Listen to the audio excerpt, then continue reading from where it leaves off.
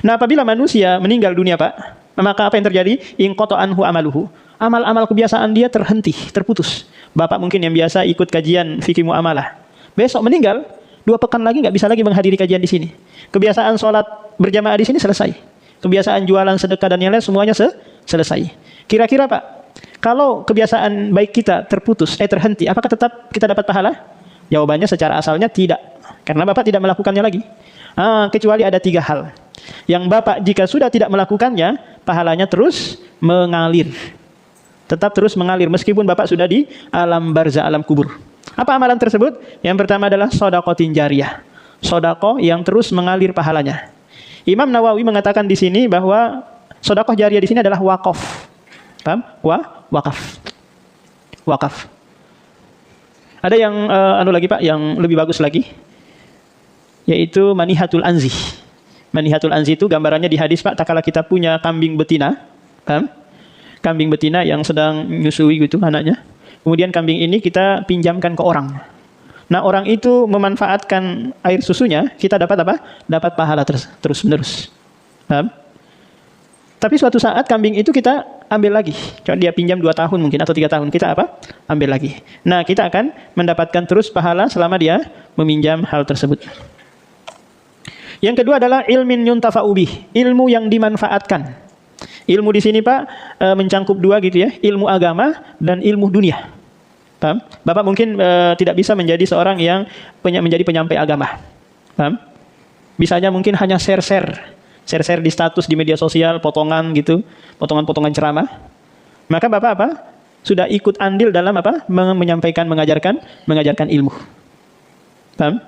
Ada ayat Pak di dalam Al-Qur'an yang dimana Allah Subhanahu wa taala memuji seseorang.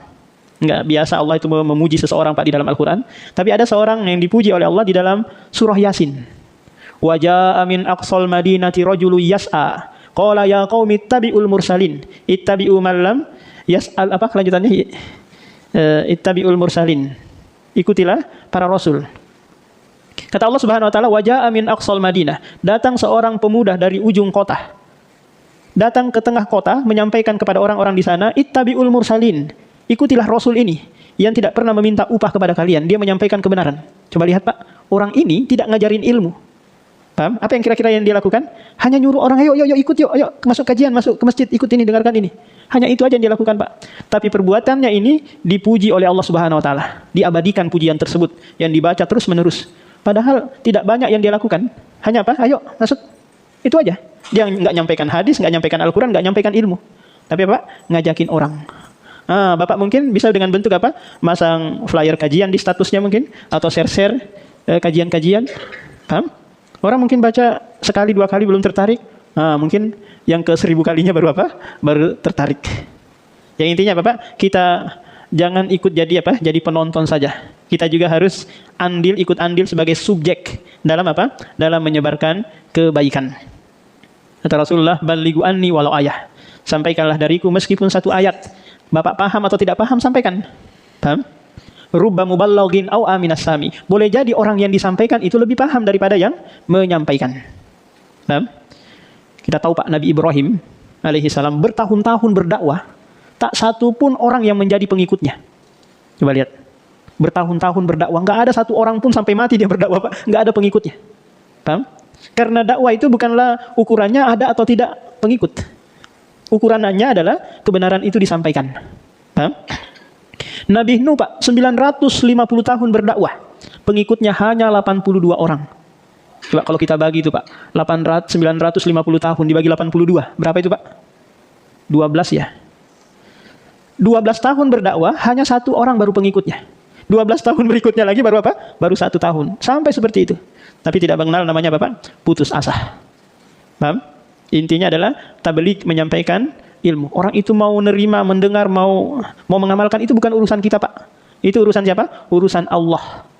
Karena hidayah taufik biadillah. Hidayah ketetapan itu di tangan Allah.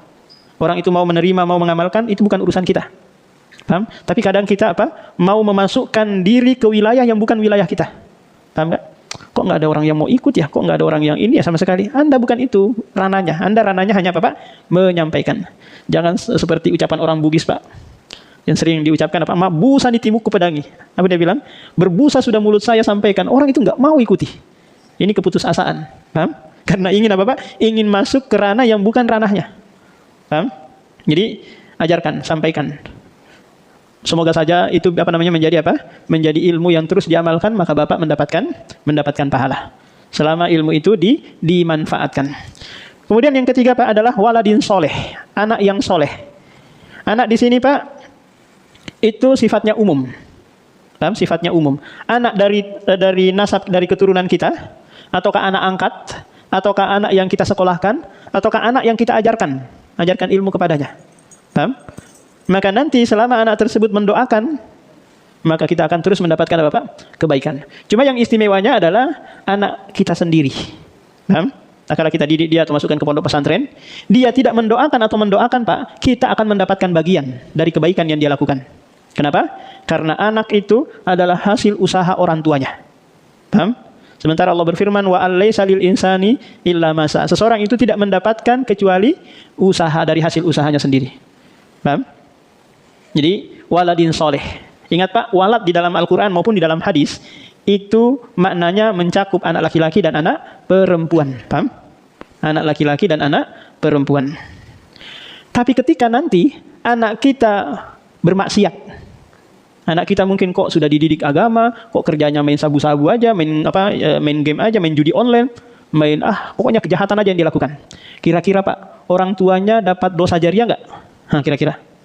Pak, dapat? Siapa yang bilang dapat? Oh, Pak Amir bilang nggak dapat. Bapak bilang dapat. Berarti qaulani mukhtalifani ya? Nggak dapat? Ya dapat. Berarti ini selisih nih Pak ya. Yang benar diperinci, paham? Diperinci. Kalau sekiranya bapaknya ngajarin, ayo ini begini caranya main sabu-sabu, gini caranya judi online, gini ini, maka si anak ini apa Pak? Belajar dari orang tuanya, paham? Maka si bapak nanti dapat dosa jariah, paham? Meskipun nanti si bapak sudah apa? Sudah bertobat, paham? Tapi dia apa? Terus mendapatkan dosa jariah selama anaknya itu belum bertobat. Nah sekarang anaknya ini diajar agama, diajar yang baik-baik, belajarnya ke tetangga, paham? Belajar main gamenya, belajar main judinya, belajar main sabung ayamnya ke tetangga. Atau melalui browsing TikTok, Instagram, dan yang lainnya, dapat dia banyak ilmu. Maka dalam hal ini si ayah tidak mendapatkan sedikit pun apa Pak? Dosa. Allah sebutkan itu di surah At-Tur ayat 21. Paham? Di mana kebaikan ayah akan berdampak nanti kepada anak-anaknya dan keluarganya. Tapi keburukan keluarga tidak dikenai kepada ayah. Kalau dia tidak ada apa Pak? Tidak ada andil dalam keburukan tersebut. Paham? Nah ini 3 hal Pak, yang apa? Yang terus mengalir kalau kita sudah apa? Sudah meninggal dunia. Maka mana yang akan kita persiapkan?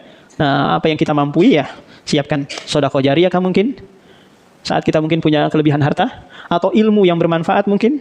Kita punya ilmu agama sedikit, ngajarin anak-anak ngaji. Paham? Ngajarin anak-anak yang bisa kita ajarin. Atau kita nggak punya ilmu agama nih, bisanya buat salome yang enak. Paham? Punya resep makan yang enak. Kita panggil sini, saya ajarin kamu cara buat masakan ini, resep turun-temurun ini. Akhirnya Pak dia jualan, laku keras, dapat uang jutaan. Itu sedekah kita untuknya. Paham? Ini kadang nggak terpikirkan oleh orang-orang yang punya ilmu dunia yang seperti ini Pak. Dia suudzon aja pikirannya. Kalau saya ajarin dia berkembang, saya nggak laku dong jualan saya.